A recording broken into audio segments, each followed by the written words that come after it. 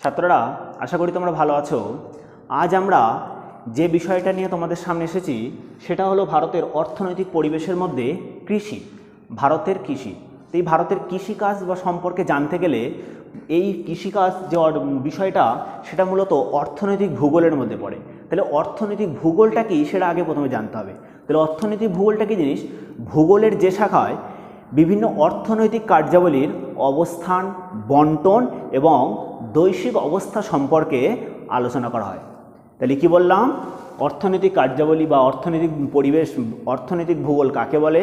ভূগোলের যে শাখায় বিভিন্ন অর্থনৈতিক কার্যাবলীর অবস্থান, বন্টন এবং বৈশ্বিক অবস্থা সম্পর্কে আলোচনা করা হয় সেই শাখাকে বলা হচ্ছে অর্থনৈতিক ভূগোল।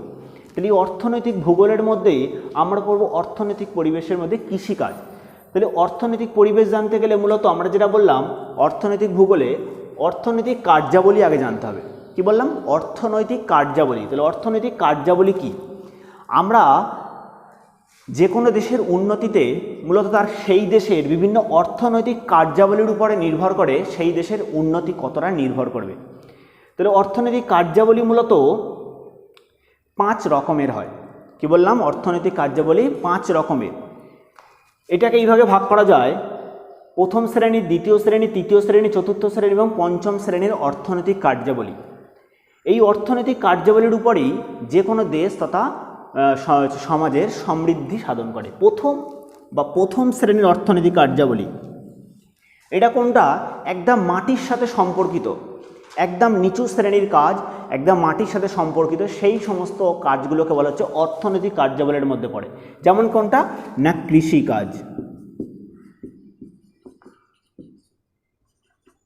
কৃষিকাজ, মৎস্য আহরণ, এইগুলো একদম মাটির সাথে সম্পর্কিত। এগুলো হচ্ছে প্রাথমিক অর্থনৈতিক কার্যাবলী বা প্রথম শ্রেণীর অর্থনৈতিক কার্যাবলীর মধ্যে পড়ে। দ্বিতীয় শ্রেণীর অর্থনৈতিক কার্যাবলী মূলত শ্রমিক, বিভিন্ন শিল্প কারখানা,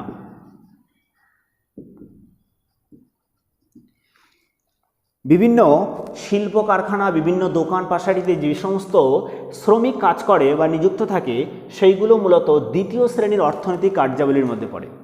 তৃতীয় শ্রেণী কোনগুলো? মূলত সেবা প্রদান করে, আমাদেরকে সেবা দেয়। কিভাবে সেবা দিতে পারে? কারা সেবা দেয়? বিভিন্ন বাস ড্রাইভার, বিভিন্ন ব্যাংক কর্মী, পিয়ন, এইগুলো আমাদেরকে সেবা করে। তাই হচ্ছে তৃতীয় শ্রেণীর অর্থনৈতিক কার্যাবলীর মধ্যে পুলিশ পড়ে, ডাক্তার পড়ে, ড্রাইভার পড়ে। চতুর্থ শ্রেণীর অর্থনৈতিক কার্যাবলী একটু উন্নত ধরনের কাজ, যে সমস্ত কাজ করা হয় বা কাজ করে সেগুলো চতুর্থ শ্রেণীর, মূলত ইঞ্জিনিয়ার,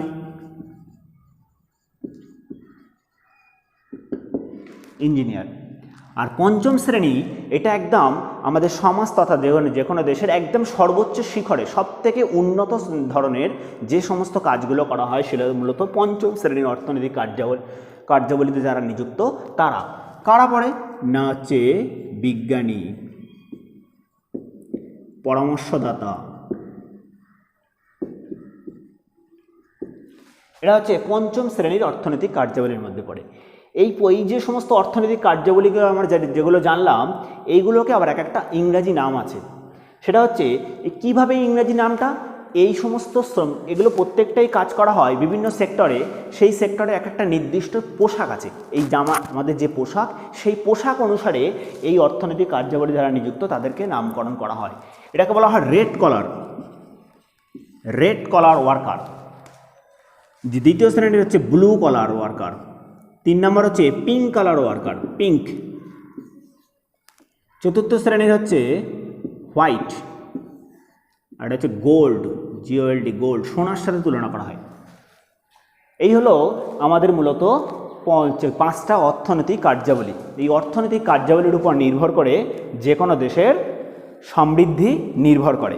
এই অর্থনৈতিক কার্যাবলীর মধ্যে প্রথম আমরা আসবো আজকের এই প্রথম অর্থনৈতিক কার্যাবলীর মধ্যে কৃষিকাজ। তাহলে আমরা কি পড়ব? ভারতের কৃষি,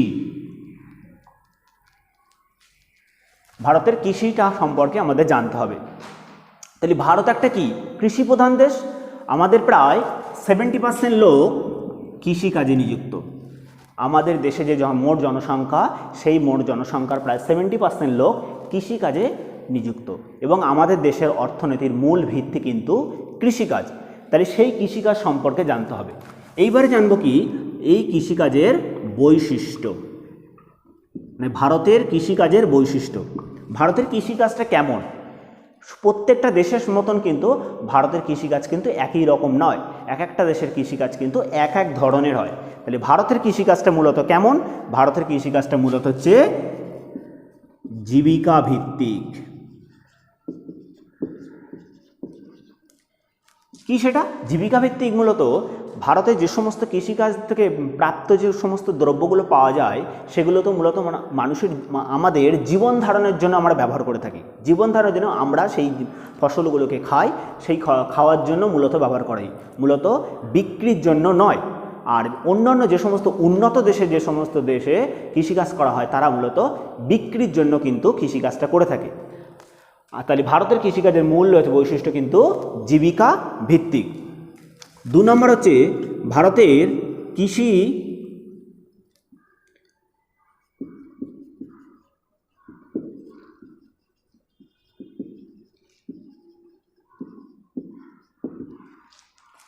জমির আয়তনগুলো কিন্তু ক্ষুদ্র শ্রেণীর হয়। বা আমাদের ভারতবর্ষে যে সমস্ত কৃষিকাজগুলো করে দেয় সেইগুলো কিন্তু জমিগুলো খুব ছোট ছোট জমিতে কিন্তু কৃষিকাজগুলো করা হয়। আর ছোট ছোট জমিতে কৃষিকাজ করা হয় বলে কিন্তু অনেক প্রচুর পরিমাণে কৃষিজাত দ্রব্য কিন্তু উৎপাদন করা যায় না। 3 নম্বর হলো জনসংখ্যার চাপ।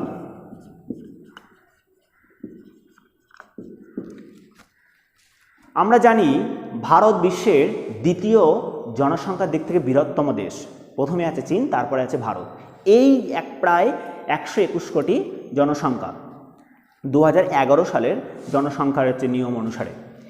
এই ভারতবর্ষে যে কৃষিকাজ করা হয় তাই এই এত প্রচুর পরিমাণে যে মানুষের চাপ, সেই চাপগুলো কিন্তু পুরোটা এই কৃষি জমিগুলোর উপরে পড়ে। তার ফলে কি হয়, কৃষিযোগ্য যা দ্রব্য উৎপন্ন হয় তার উপরে কিন্তু চাপটা বেশি থাকে। মানে যা দরকার প্রয়োজন সেই পরিমাণে কিন্তু কৃষিজাত দ্রব্যপণ্য উৎপন্ন কিন্তু হয় না। 4 নম্বর হচ্ছে পশু শক্তির প্রাধান্য। ভারতে যে সমস্ত কৃষিকাজ করা হয় সেগুলো মূলত পশুকে ভিত্তি করে, মানে যে সমস্ত নাঙল করা হয়, নাঙল দিয়ে জমি চাষ করা হয়, সেই তার উপরে কিন্তু কৃষিকাজটা নির্ভর করে। কিন্তু উন্নত দেশে কৃষিকাজ কিন্তু উন্নত প্রযুক্তিবিদ্যা ব্যবহার করে কিন্তু কৃষিকাজ করে। তাহলে ভারতে কৃষিকাজের বৈশিষ্ট্য কিন্তু পশু শক্তির প্রাধান্যের কিন্তু বেশি দেওয়া হয়। আরেকটা সব থেকে ভালো বৈশিষ্ট্য মৌসুমি বায়ুর প্রভাব।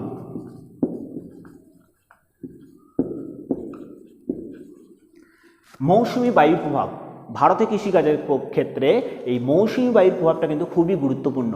এই মৌসুমি বায়ু ভারতবর্ষে যদি কোনো বছরে যদি না আসে তাহলে কিন্তু সে বছরে কৃষিকাজ কিন্তু ভালো হবে না। আবার যে বছরে মৌসুমি বায়ু যদি অত্যাধিক পরিমাণে এসে যায় তাহলে কিন্তু চারিদিকে বন্যা হবে। বন্যা হওয়ার ফলে কিন্তু তখনও কিন্তু কৃষিকাজটা কিন্তু ভালো কিন্তু হবে না। 6 নম্বর হচ্ছে তাহলে মৌসুমি বায়ুর প্রভাব জানলাম। এর জল সেচের ব্যবহার।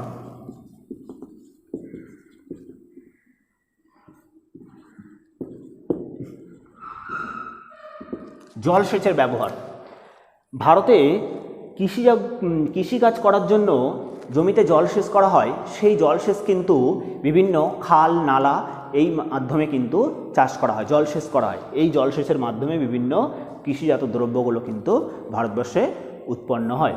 তাহলে এইগুলো ছিল ভারতের কৃষির বৈশিষ্ট্য। এরপরে আমরা যেটা জানব, এছাড়া আরও বিভিন্ন পশু শক্তির প্রাধান্য আছে, কীটনাশক সারের অতিরিক্ত ব্যবহার আছে, বহু ফসলি চাষ করা হয় ভারতের কৃষিকাজে। এইগুলো ছিল ভারতের কৃষির বৈশিষ্ট্য। এরপরে যেটা জানব কৃষির শ্রেণী বিভাগ। কি জানব? কৃষির শ্রেণী বিভাগ।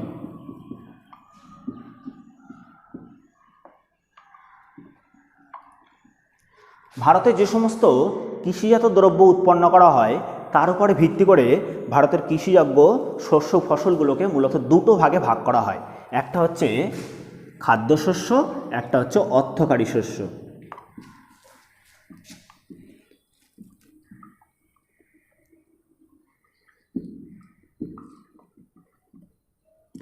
খাদ্যশস্য মানে কি, মূলত খাবারের জন্য চাষ করা হয়। খাবারের জন্য যে সমস্ত কৃষিজাত ফসলগুলো চাষ করা হয় সেগুলো মূলত খাদ্যশস্য।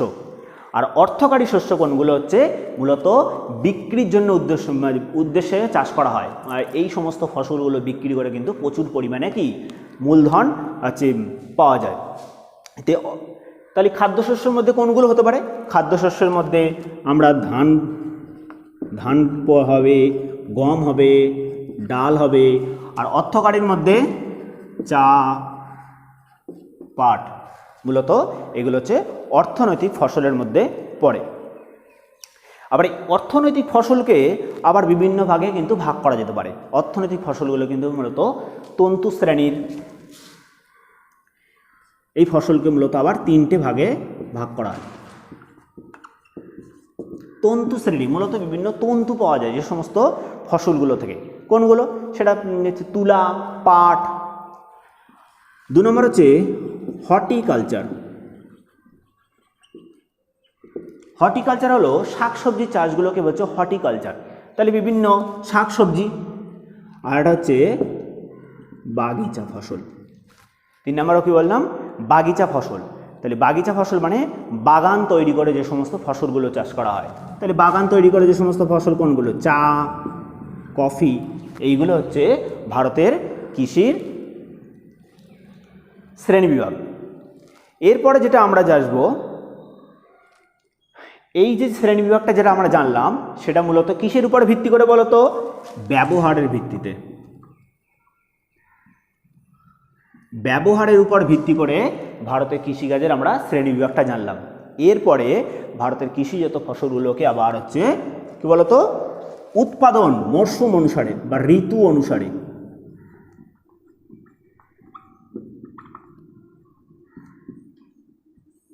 ঋতু অনুসারে ভারতীয় ফসলগুলোকে আবার 2টো ভাগে ভাগ করা যায়।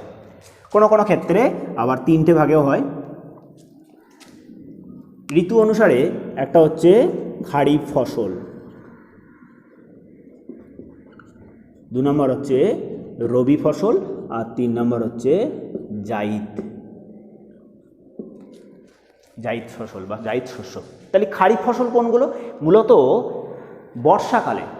বর্ষাকালে বৃষ্টির জলের উপর নির্ভর করে যে সমস্ত ফসলগুলো চাষ করা হয় সেগুলো হচ্ছে খারিফ ফসল। সেটা ধান, পাট। রবি ফসল কোনগুলো? না শীতকালে শুষ্ক ঋতুতে মূলত জলসেচের উপর নির্ভর করে যে সমস্ত ফসলগুলো চাষ করা হয় সেটা হচ্ছে রবি শস্য। কোনগুলো? সেটা বোরো ধান, গম, যব। আর জাইদ শস্য কোনগুলো? মূলত গ্রীষ্মকালে যে সমস্ত ফসলগুলো চাষ করা হয় সেগুলো হচ্ছে জাইদ শস্য। যেমন আউশ ধান মানে বাদাম, এগুলো হচ্ছে জাইদ শস্যের মধ্যে কিন্তু পড়ে। তাহলে এইটা ছিল ভারতের কৃষির বিভিন্ন শ্রেণীবিভাগ। এরপরে আমরা যেটা জানবো, এই যে কৃষিজাত শ্রেণীবিভাগগুলো জানলাম, সেই কৃষিজাত শ্রেণীবিভাগের মধ্যে তোমাদের সিলেবাসের অন্তর্গত কতগুলো কৃষিজাত ফসল সম্পর্কে কিন্তু জানতে হবে। কি বললাম? কতগুলো কৃষিজাত ফসল সম্পর্কে জানতে হবে। দেখো, যেটা আমরা বলছিলাম যে সমস্ত কৃষিজাত ফসলের আমরা শ্রেণীবিভাগ করেছিলাম, সেই কৃষিজাত ফসলের মধ্যে আজ আমরা 3টে ফসল সম্পর্কে জানব। কি? ধান, গম, চা। এর পরবর্তী ক্লাসে আমরা আর যে সমস্ত ফসলগুলো আছে সেই সম্পর্কে জানব। তাহলে আমরা পড়ব ভারতবর্ষে এই কৃষিজাত ফসলগুলো, কোনো একটা পার্টিকুলার কৃষিজাত ফসল গড়ে ওঠার কারণ কি, বা গড়ে উঠেছে কেন, বা গড়ে ওঠার ক্ষেত্রে উন্নতির কারণটা কি। মানে বিশেষত ভারতবর্ষে ধান, প্রথমে আমরা পড়ব ধান। সেই ধানটা কিন্তু সারা পৃথিবীতে সব জায়গায় হতে পারে, কিন্তু ভারতবর্ষে মূলত উন্নত কেন, বা ভারতবর্ষে ধান গড়ে ওঠে কেন, সে সম্পর্কে জানতে হবে। তাহলে প্রথমে আমরা পড়ব ধান। তাহলে ধানের বিজ্ঞানসম্মত নাম কি? ওরাইজা স্যাটাইভা। কি? ধানের বিজ্ঞানসম্মত নাম হচ্ছে ওরাইজা স্যাটাইভা। এবার ধান একটা কি? ধান একটা দানা জাতীয় শস্য। ধান একটা কি? দানা জাতীয় শস্য। ধানকে মূলত 3টে ভাগে ভাগ করা যায়: আউশ ধান, আমন ধান এবং বোরো ধান। এই ছিল তোমাদের ধান সম্পর্কে একটা ধারণা। এরপরে আমরা পড়ব ধান চাষ গড়ে ওঠার কারণ কি। তাহলে ধান চাষ গড়ে উঠতে গেলে মূলত কী দরকার? তাহলে এইটা দুটো ভাগে ভাগ করা যায় গড়ে ওঠার ক্ষেত্রে, একটা প্রাকৃতিক কারণ, একটা অর্থনৈতিক কারণ। মূলত তোমাদের যেটা পড়তে হবে, এই প্রাকৃতিক কারণ যেগুলো আছে সেইগুলো একটু ভালো করে পড়তে হবে, বা এইটাই কিন্তু মুখস্থ রাখতে হবে সব সময়। আর এই অর্থনৈতিক কারণ যেগুলো আমরা লিখেছি সেইগুলো কিন্তু সব ক্ষেত্রেই কিন্তু একই রকম হয়, মূলত ম্যাক্সিমাম প্রায় 80% কিন্তু একই রকম, শুধু একটু ভাষাগত পরিবর্তন করলে কিন্তু তোমরা এই অর্থনৈতিক পরিবেশটা মানে অর্থনৈতিক কারণটা কিন্তু খুব ভালো করে কিন্তু লিখতে পারবে। যেটা মনে রাখার বিষয় সেটাই প্রাকৃতিক কারণগুলো। এই প্রত্যেকটা ফসলগুলো তোমরা একটা ছকের মাধ্যমে এটা করবে, খাতায় তৈরি করে নেবে, একটা ফসলগুলোর নাম লিখবে এবং ফসলগুলোর পাশে এরকম পয়েন্ট আউট করবে এবং পয়েন্ট আউট করে তার সংখ্যাগত দিক থেকে শুধু সংখ্যাগুলো পাশে লিখে রাখবে। তাহলে কিন্তু একসাথে তোমরা এটা ছোট প্রশ্নের জন্য বা বড় প্রশ্নের জন্য কিন্তু খুব সহজেই কিন্তু করতে পারবে। তাহলে প্রথমে আমরা পড়ছি ধান। তাহলে ধান চাষের জন্য উষ্ণতা। তাহলে ধান চাষের জন্য কেমন উষ্ণতা দরকার বলো তো? ধান চাষের জন্য মূলত 20 ডিগ্রি থেকে 30 ডিগ্রি সেন্টিগ্রেড উষ্ণতা প্রয়োজন। কত? 20 ডিগ্রি থেকে 30 ডিগ্রি সেন্টিগ্রেড উষ্ণতা প্রয়োজন। তাহলে আমাদের ভারতবর্ষে মূলত গড় হচ্ছে তাপমাত্রা ওরকম 22 ডিগ্রি। কত না? গড় তাপমাত্রা প্রায় 22 ডিগ্রি সেন্টিগ্রেডের বা 25 ডিগ্রি সেন্টিগ্রেডের কাছাকাছি থাকে। তাহলে 22 ডিগ্রি বা 25 ডিগ্রি সেন্টিগ্রেডের কাছাকাছি থাকার জন্য তাহলে কি হচ্ছে? তাহলে ধান চাষ যেহেতু 20 থেকে 30-এর মধ্যে দরকার, তাহলে ভারতবর্ষে সেই তাপমাত্রাটা পাওয়া যাচ্ছে, তাহলে ধান চাষ কিন্তু খুব ভালোভাবে কিন্তু ধান চাষ গড়ে উঠবে। 2 নম্বর হচ্ছে বৃষ্টিপাত। ধান চাষের জন্য প্রায় 150 থেকে 200 সেমি বৃষ্টিপাত কিন্তু প্রয়োজন। তোমরা সবাই জানো ধান চাষের জন্য ধানের জমির গোড়ায় কিন্তু অনেকটা পরিমাণে জল কিন্তু জমিয়ে রাখতে হয়, না হলে কিন্তু ধান চাষ কিন্তু সম্ভব নয়। এবার কি মৃত্তিকা? ধান চাষের জন্য কি উর্বর পলি মাটি দরকার। উর্বর পলি মাটিতে কিন্তু ধান চাষ কিন্তু খুবই ভালো হয়। আর ভারতবর্ষের গাঙ্গেয় বদ্বীপ অঞ্চলে বা গাঙ্গেয় সমভূমি অঞ্চলে প্রচুর পরিমাণে উর্বর পলি মাটি থাকার জন্য কিন্তু এখানে খুব ভালো কিন্তু ধান কিন্তু চাষ করা হয়। ধান চাষের জন্য আর্দ্রতা কেমন দরকার? ধান চাষের জন্য মূলত আর্দ্রতাহীন,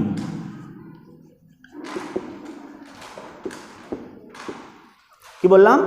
আর্দ্রতাহীন শুষ্ক অবস্থাটা কিন্তু ধান চাষের ক্ষেত্রে খুবই আদর্শ।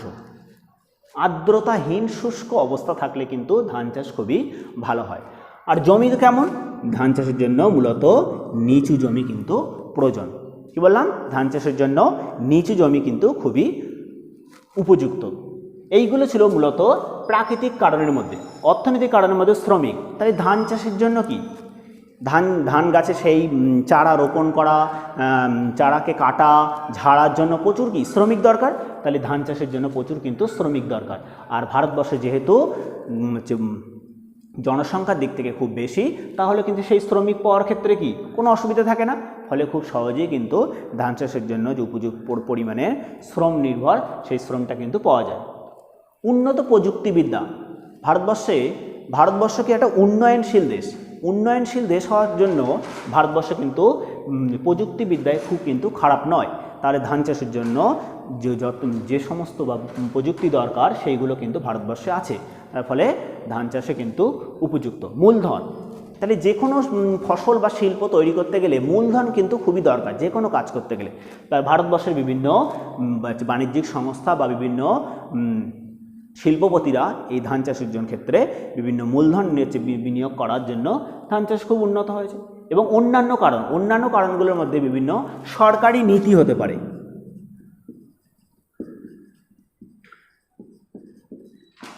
সরকারি নীতি হতে পারে,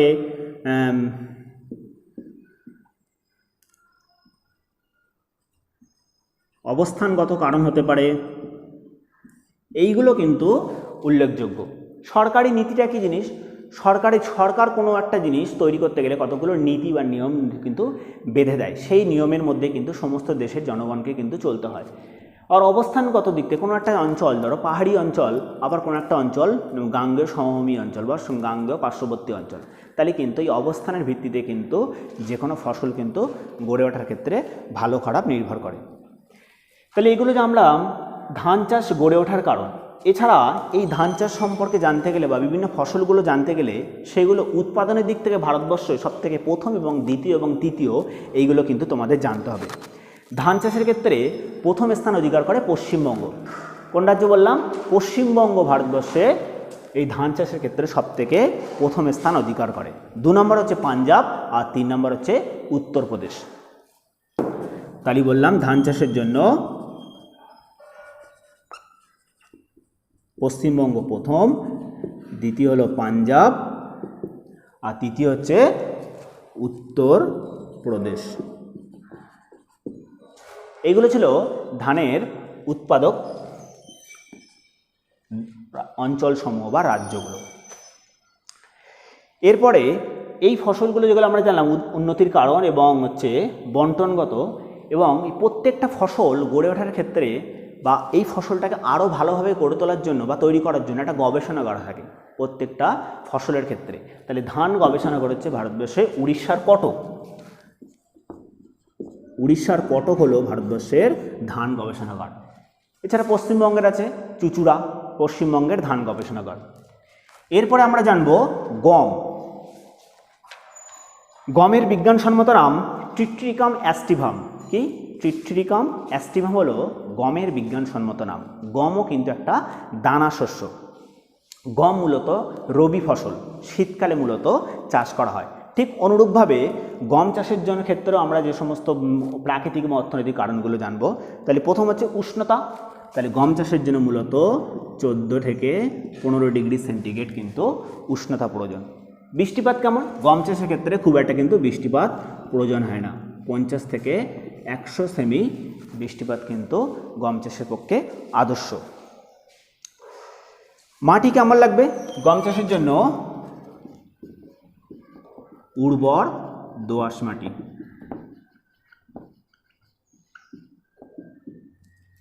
উর্বর দোআঁশ মাটি গম চাষের পক্ষে কিন্তু আদর্শ। এবং আর্দ্রতা কেমন থাকবে গম চাষের জন্য? আর্দ্রতাহীন শুষ্ক এবং তুহিন মুক্ত। তুহিন মানে বরফ পড়লে কিন্তু হবে না। শীতকালে কোনো কোনো অঞ্চলে বরফ পড়ে, সেহেতু যে সমস্ত অঞ্চলে বরফ পড়ে সেখানে কিন্তু গম চাষ কিন্তু ভালো হবে না। জমি কেমন গম চাষের জন্য? মাঝারি।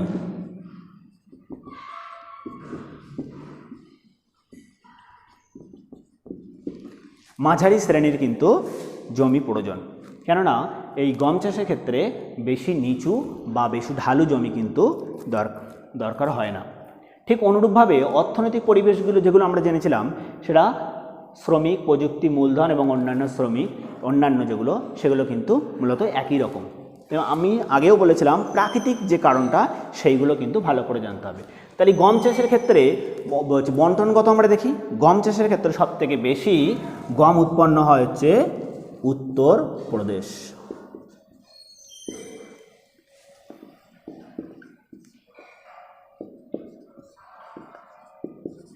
এই উত্তরপ্রদেশে সবথেকে বেশি গম চাষ হয় বলে এটাকে ইক্ষু রাজ্য বা ধানের গোলা বলা হয়। ইক্ষু রাজ্য বা ধানের গোলা কিন্তু বলা হয়। আর গম চাষের গমের বিজ্ঞানসন হচ্ছে বা গবেষণাগার কোথায়? গমের বিজ্ঞানসন হচ্ছে দিল্লির পুসা। দিল্লির পুসা হচ্ছে গমের গবেষণাগার। তাহলে উত্তরপ্রদেশ প্রথম স্থান অধিকার করে, দ্বিতীয় হচ্ছে পাঞ্জাব আর তৃতীয় হচ্ছে মধ্যপ্রদেশ।